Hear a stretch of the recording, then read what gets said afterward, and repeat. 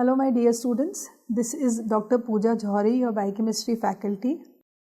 Well, today we are going to discuss about the metabolism of heme. So let's start up with heme metabolism.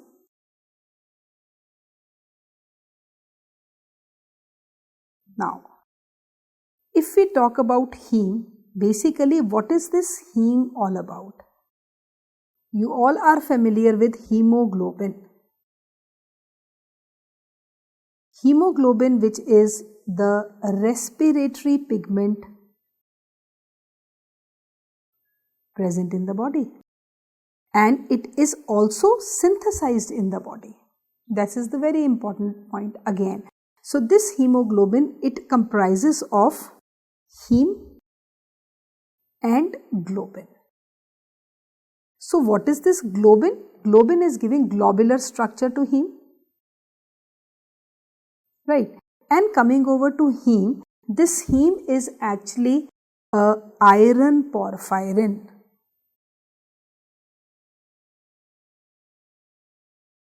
And what is this iron porphyrin? It has iron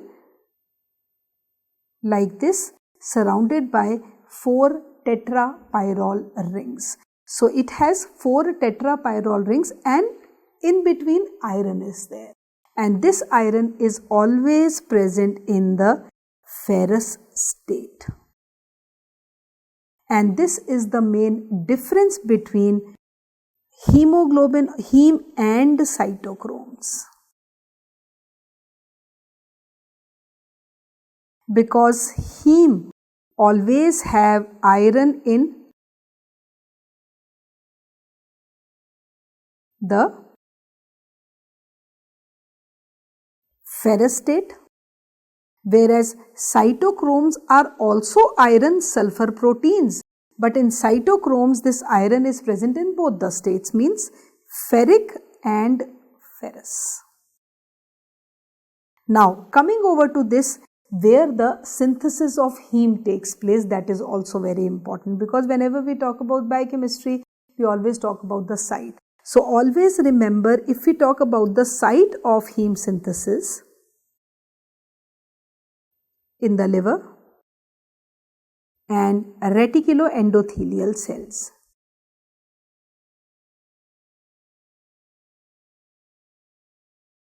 Endothelial cells. Again, this is very important. And if we talk about the organelles here, the organelles are mitochondria and cytoplasm.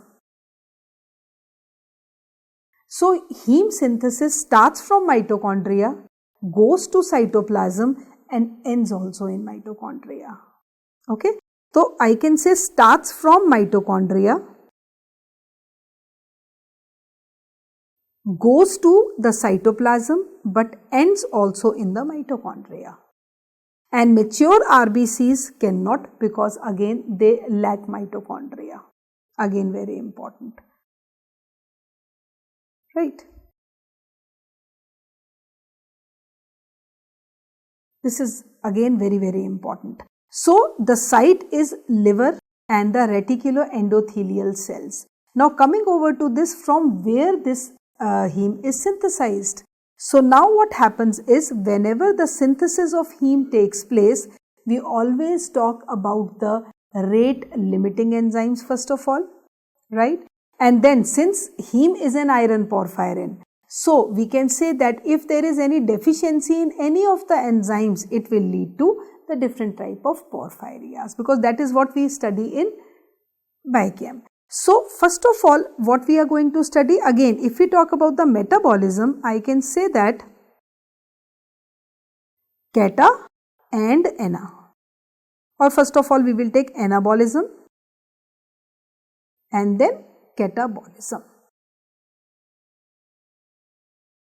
Right. So anabolism is simple synthesis, and whenever something is synthesized, it has to be broken down also. And always remember, if we talk about the life of RBCs is 120 days.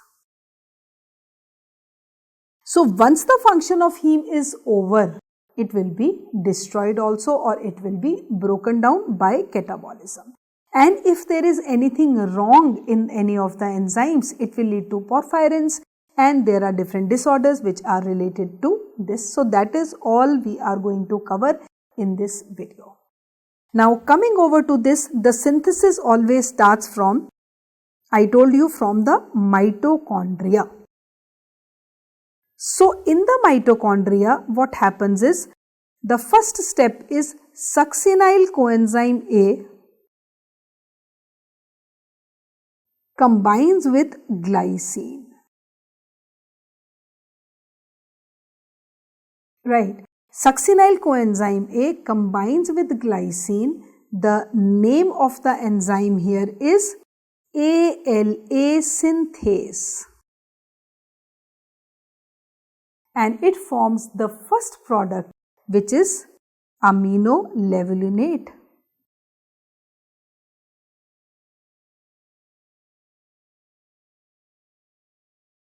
And the most important feature about this enzyme is it consists of B6 as a coenzyme.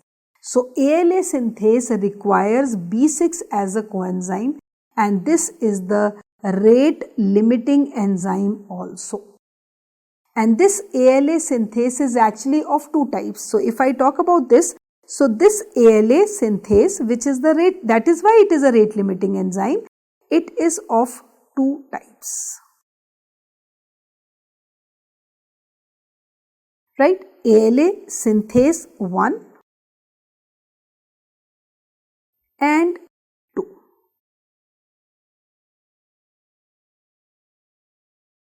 ALA synthase 1 is present in the liver, and it is present in all other erythroid tissues. And second important point to remember here is that ALA synthase 1 undergoes feedback inhibition. There is feedback inhibition here, or it is inducible enzyme, and this is non-inducible or not inducible. So this is what? This is the first rate limiting enzyme, and this is the synthesis of heme, you can see. This is your first step which takes place in the mitochondria, where I can say that succinyl coenzyme A is combining with glycine to form aminolevulinic acid. Right? Then it undergoes dehydration, because I told you ki heme is what? It is a iron porphyrin, means iron is present in the center surrounded by 4 tetrapyrrole rings. So then second step, second, third, fourth, fifth, these steps occur in the cytoplasm. So the second step, the third step, the fourth and the fifth, till here it takes place in the cytoplasm. And then comes the next step, 6th, 7th and 8th, they will again enter in the mitochondria. So always remember, the synthesis of heme takes place in two organelles, starts from mitochondria, goes to the cytoplasm and terminates also in the mitochondria. And here we can simply say that this aminolevulinic acid will undergo dehydration, means it will remove a molecule of water. So PBG or porphobilinogen will be produced, as you can see from the structure, means it starts condensation. Then it undergoes deamination, it removes an amino group and it forms HMB. This HMB is also known as uroporphyrinogen 1, and then the 3,1 is synthesized, uroporphyrinogen 3 is synthesized. Then this undergoes decarboxylation, and the enzyme is uroporphyrinogen decarboxylase, then oxidation again, and in the end heme is synthesized. Right? So this is how the synthesis of heme takes place. Now coming over to, if we talk about the regulation. So, in regulation, we can simply say one thing, that the regulation is feedback inhibition.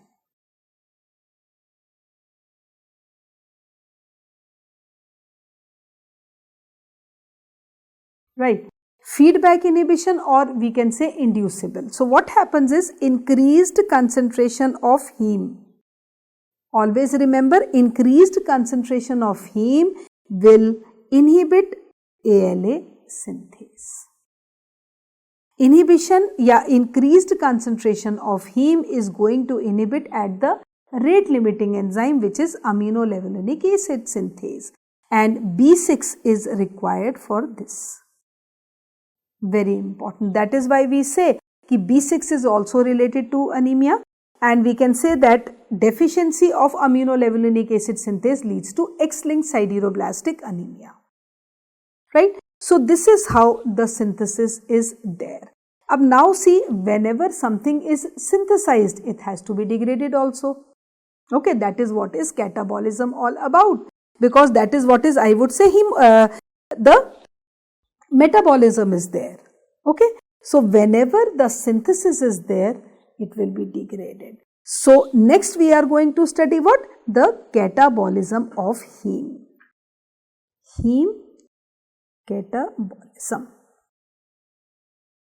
Now, since heme is a iron porphyrin, right, we can say that hemoglobin,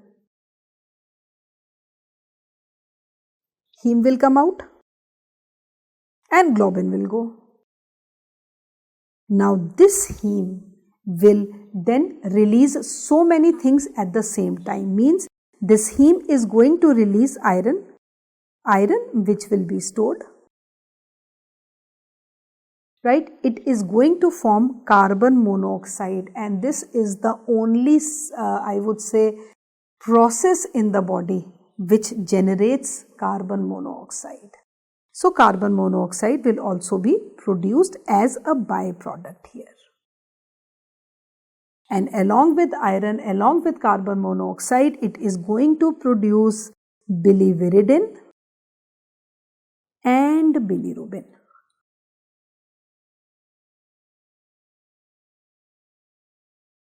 Right, and then this bilirubin will be required for the synthesis of 𝗧𝗵𝗵𝗺.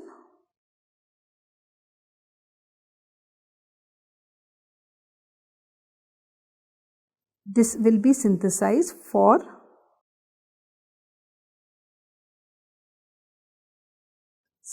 𝗧𝗵𝗵𝗺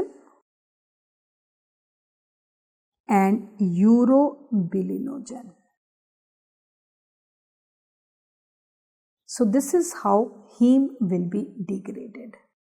Now, the question is how this catabolism is achieved and what are the metabolic errors associated with it. So, if we talk about this, this is how heme undergoes catabolism.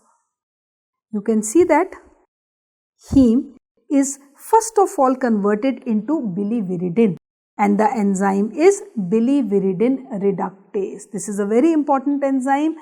Heme oxygenase is the enzyme which splits up, which cleaves heme to form biliverdin, and this biliverdin will then form bilirubin. So, what happens is here, I will just explain it again. What happens is this heme, in the presence of heme oxygenase or heme dioxygenase, is going to form biliverdin.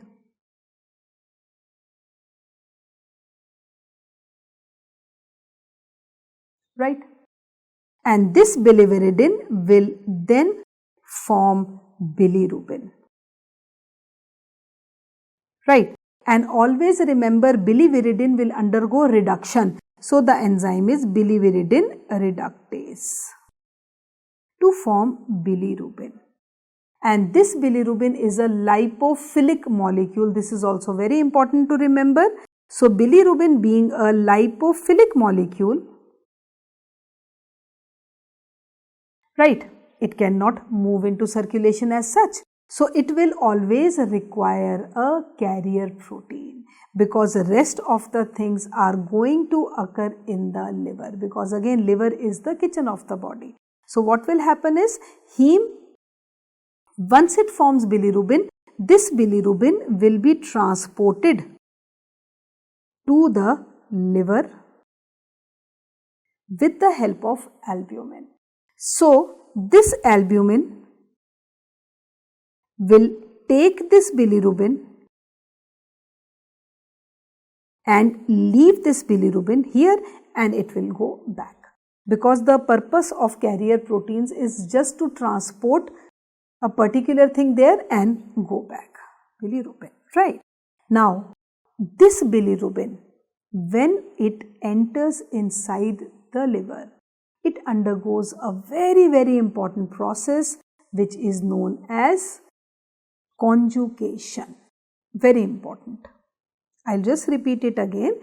What happens is that heme degrades to form biliverdin, which undergoes reduction to form bilirubin, and this bilirubin, since being a lipophilic molecule, it will be transported to the liver with the help of albumin, and in the liver it will undergo conjugation.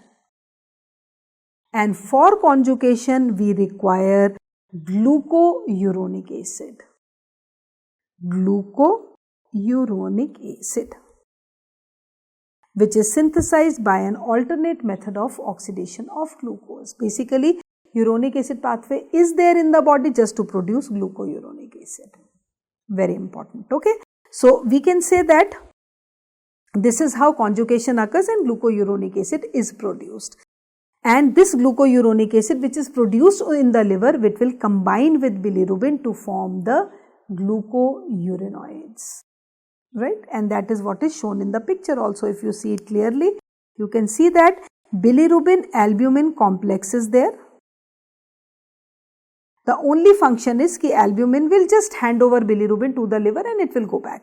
The moment bilirubin comes, it forms a conjugate which is known as bilirubin diglucouranoid, and this bilirubin diglucouranoid will be now cleaved by the intestinal bacteria. Okay, and then this intestinal bacteria say bilirubin will be taken up, which will be converted into urobilinogen and 𝗧𝗲𝗹𝗵𝗺. So, this is a very important reaction, and which will undergo again enterohepatic circulation, giving urobilinogen to the kidneys, because urobilin is the one which is giving a characteristic color to urine, right. So, this is what is happening here, that conjugation is occurring, which I can say that bilirubin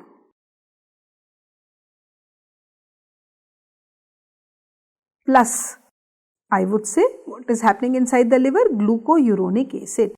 It is forming bilirubin diglucouranoid. Bilirubin diglucouranoid, right, and this will be then by the intestinal bacteria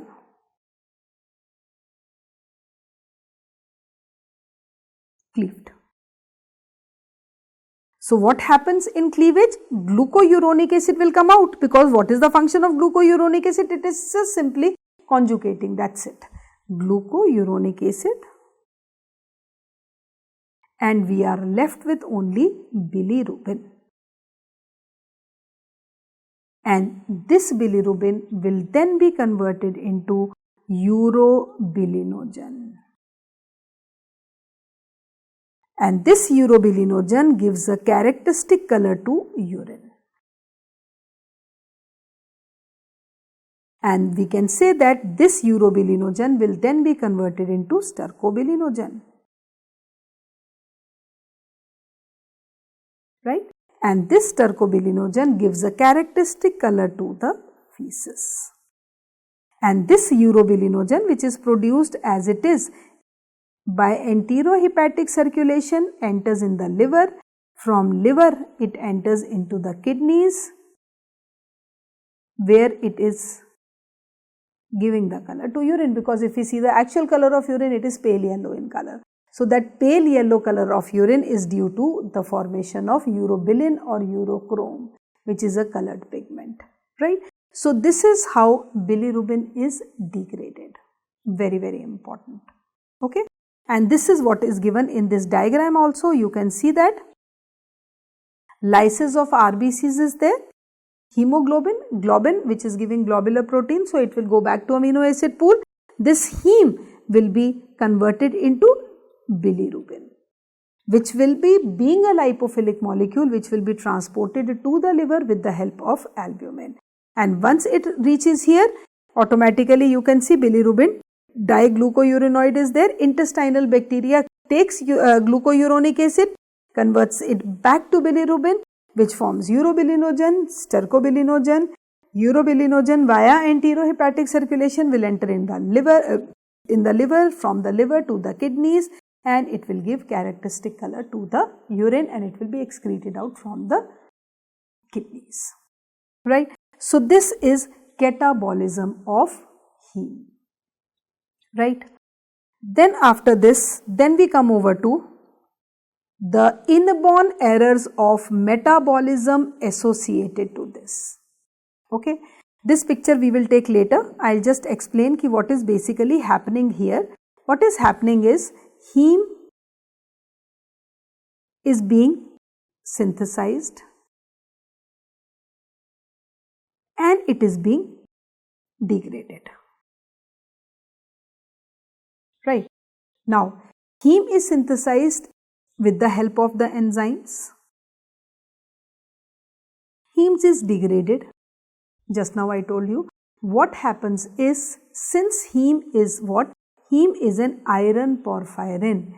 Any defect in the synthesis of, during the synthesis of heme is there, it will lead to accumulation of that particular porphyrin, right?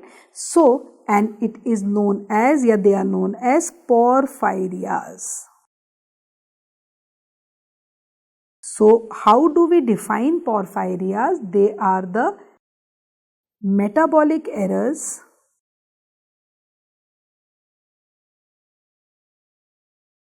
metabolic disorders produced due to the absence of an enzyme, absence of enzymes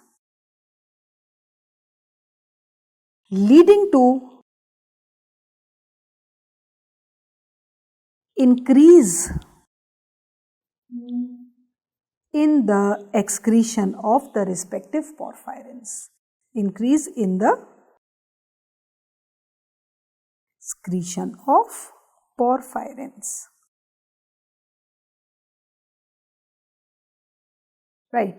And these porphyrias are actually of two types. If in the liver, hepatic porphyrias, and if in the RBCs, erythropoietic porphyrias. Right. So we can say that porphyrias are further of two types, hepatic porphyrias and erythropoietic. And if we talk about the clinical features here, the most important one is they will have neurological defects.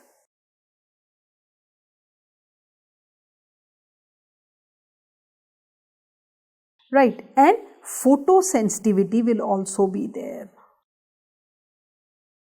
Photosensitivity means that these porphyrias, we will be discussing about their porphyrias, ki whenever they are illuminated by UV light, one can see that, shining of those accumulated porphyrins.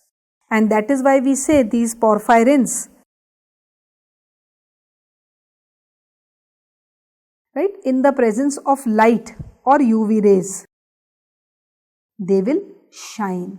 Why they shine? Because they are going to again absorb and reflect, and they are going to give a soret band. right? So we can say that neurological defects are there, photosensitive or Soret band is obtained when different type of porphyrias accumulate and they are seen.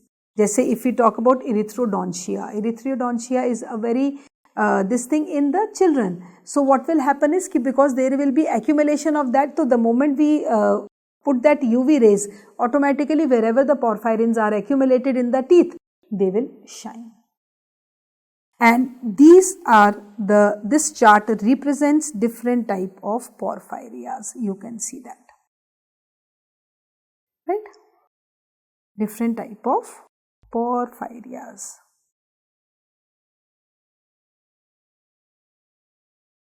Now, first is when succinyl coenzyme, this we have already discussed.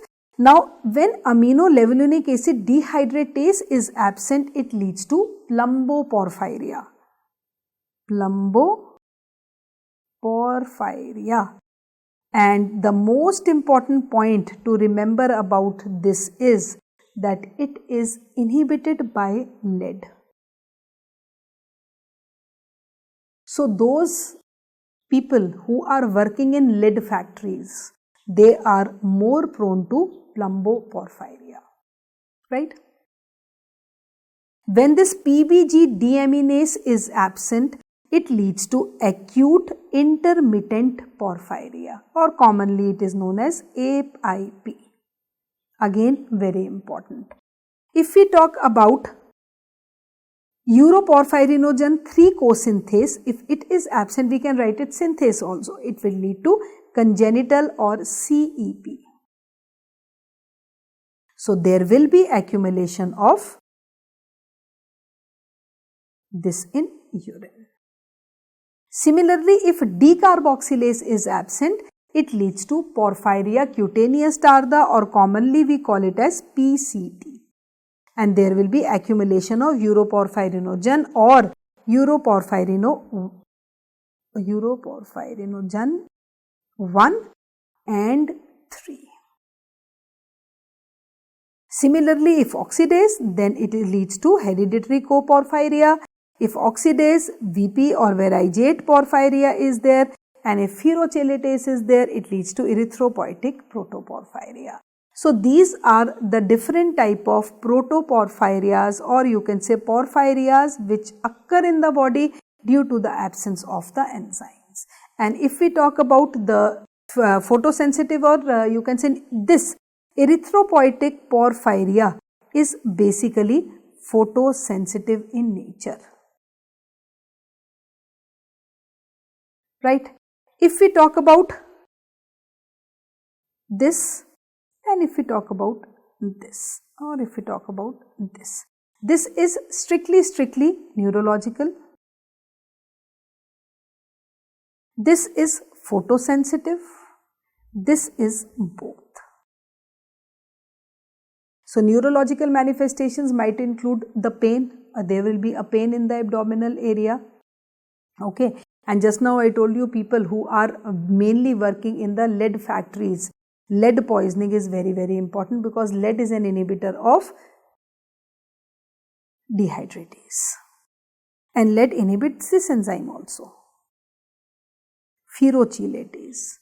So there are two enzymes which are inhibited by lead, right? And these are the different type of porphyrias. And what are these? Simple metabolic disorders produced due to the absence of the enzymes, leading to increase in the excretion of those particular porphyrins, right? And these are the defects. Then after this, then we come over to the next is, what are the metabolic errors associated with the heme metabolism? So if we talk about this, the most important one here is jaundice. Very important. Okay. So if we talk about the metabolic errors, one more thing I just want to tell you here, since the picture is there. If this B6 is absent, because I told you this requires B6, it leads to X-linked sideroblastic anemia. Blastic anemia. And majority of these porphyrias are basically autosomal dominant except 𝗃𝗵. Otherwise all of them are autosomal dominant, right? Then after this, then comes what happens when, what are the metabolic errors? Metabolic disorders that we have studied, it leads to porphyrins. Then another very important feature of this is jaundice, because what happens here is, because it is related with bilirubin, because here we are talking about the bile pigments also, because bile pigments are produced by heme catabolism. And what are these bile pigments? Biliverdin and bilirubin.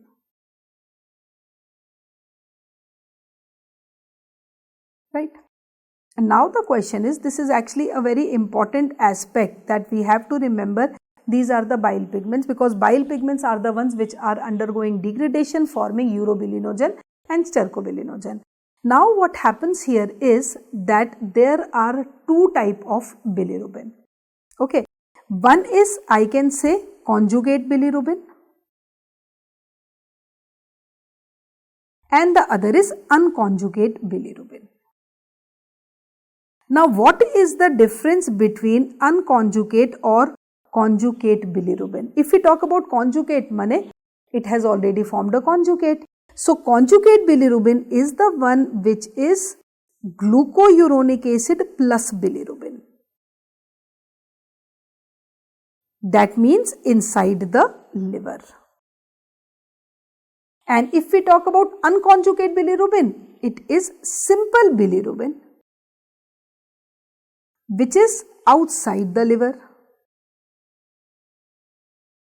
Now the question is, we know that what is jaundice. If we talk about jaundice, there is increased concentration of bilirubin. Now the question is, which bilirubin is increased? Because if we talk about widely jaundice, pre-hepatic, hepatic, post-hepatic jaundice is there. Okay.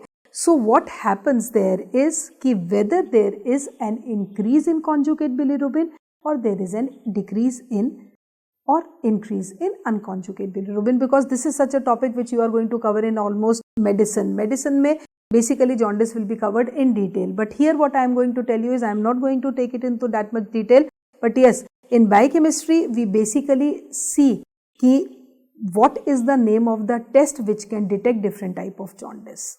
That is what we are going to discuss here.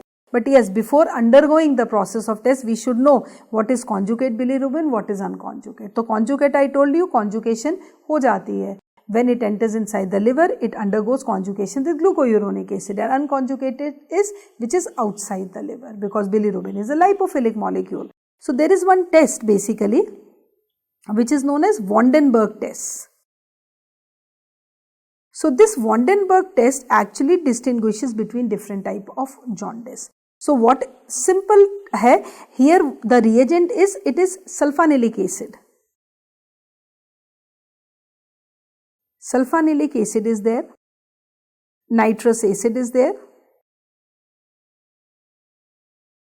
right? So what will happen is, we simply treat the serum with this Vandenberg reagent.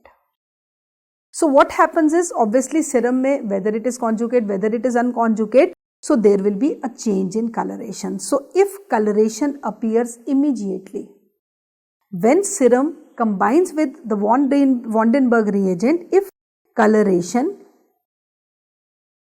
appears immediately, okay, we will call it as a direct positive reaction. And whenever direct positive reaction is there, coloration is appearing immediately, that means the serum is having conjugate bilirubin. So conjugate bilirubin is there.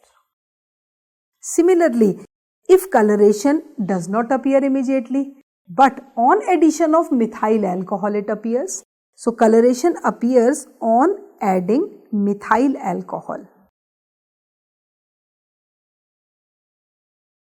It will also give reaction, color it will give, but the color will be indirect positive.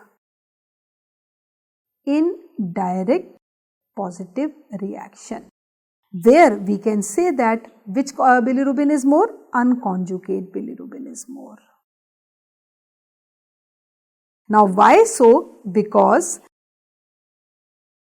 unconjugate bilirubin, it is a lipophilic molecule. So unconjugate bilirubin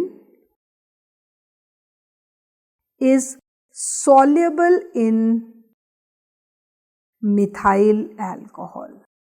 Very important. Unconjugate bilirubin is soluble in methyl alcohol. So when coloration is not appearing immediately, methyl alcohol will be added up and it will give a positive reaction, as in case of hemolytic jaundice or prehepatic jaundice. And then if the coloration appears, but on addition of methyl alcohol it intensifies, it is more, then it is a biphasic reaction, right? So if coloration appears and intensifies, means it becomes more, intensifies on adding methanol, this reaction is known as a biphasic reaction. Why biphasic reaction? There can be a change in both. So it can be conjugate bilirubin also, or it can be unconjugate bilirubin also. So on the basis of these three different criterias, we can actually identify what kind of jaundice is there, whether it is prehepatic, whether it is hepatic, or whether it is posthepatic, right? So there is one more chart which is related to this. You can see that this is the differential diagnosis of jaundice. See, now if I talk about, first of all, before taking this slide, you should know one thing, that what is the process of degradation. So I can say that heme is degraded to form biliverdin, biliverdin to bilirubin, bilirubin to urobilinogen, and urobilinogen to 𝗲𝗲𝗹𝗵.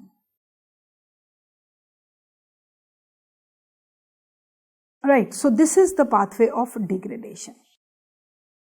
And then if we talk about prehepatic jaundice, prehepatic means abhi it has not entered into the liver, that means it is hemolytic jaundice, or the bilirubin is still outside, it is not undergoing conjugation. So you see serum bilirubin unconjugate. Got my point? And if we talk about urine bilirubin, obviously it will be absent. If we talk about urobilinogen, it will increase because of increased 𝗲𝗲𝗹𝗵. And if we talk about 𝗲𝗲𝗹𝗵 in feces, or a person suffering from hemolytic jaundice will pass dark brown stool. Why dark brown stool? Because the fecal 𝗲𝗲𝗹𝗵 will be more. Then if we talk about hepatic jaundice, right, up hepatic is what? There is something wrong with the liver, whether it is the entry point, whether it is the exit point, we don't know that. So that is why liver cirrhosis is there, that is why bilirubin conjugate can also increase, unconjugate can also increase, right? And then if we talk about in hepatic jaundice, sure and short there will be deep yellowish coloration of urine. So deep yellow color of urine will be there. 𝗲𝗲𝗹𝗵 will not be produced. So decreases because of decreased 𝗲𝗲𝗹𝗵, and reduced pale colored stool will be there, and the reaction is biphasic. Okay. In hemolytic jaundice it is indirect. And then we come over to post-hepatic jaundice, which is also known as obstructive jaundice. Now see, obstructive jaundice, it is clear from the word itself, there is an obstruction in the bile duct. Ab if there is an obstruction in the bile duct, whatever is present in the liver, it is going to be accumulated. So which bilirubin will be accumulated? Conjugate bilirubin will be activated. And same as in hepatic jaundice, जैसा urine bilirubinemia will be there and deep color urine will be there. And if we talk about uroporphyrinogen, it will be absent. Why? Because I have shown you the picture also, there is an obstruction in the bile duct. And if we talk about 𝗧𝗲𝗹𝗵, everything is obstructed, everything is blocked. So there will be a clay colored stool. And if we talk about the test, it will be direct. So you can say that by studying the catabolism of heme, we can identify different type of jaundice. And we can, with the help of van den Bergh, we can simply classify whether a person is suffering from hemolytic jaundice, whether a person is suffering from obstructive jaundice. There is one more important point here, that alkaline phosphatase is also a marker of obstructive jaundice. Alkaline phosphatase is a marker of obstructive jaundice. Right. So this is all about the heme metabolism, where we covered the anabolic reactions of heme, we covered the catabolic reactions of heme, we studied the porphyrias, what are the different type of porphyrias, and then we studied about different type of jaundice. I hope, there are so many inborn errors of metabolism associated with jaundice, but these you people normally we cover in medicine only. Biochemistry mein this is the one which is explaining everything about this bilirubin or heme metabolism. Thank you so much.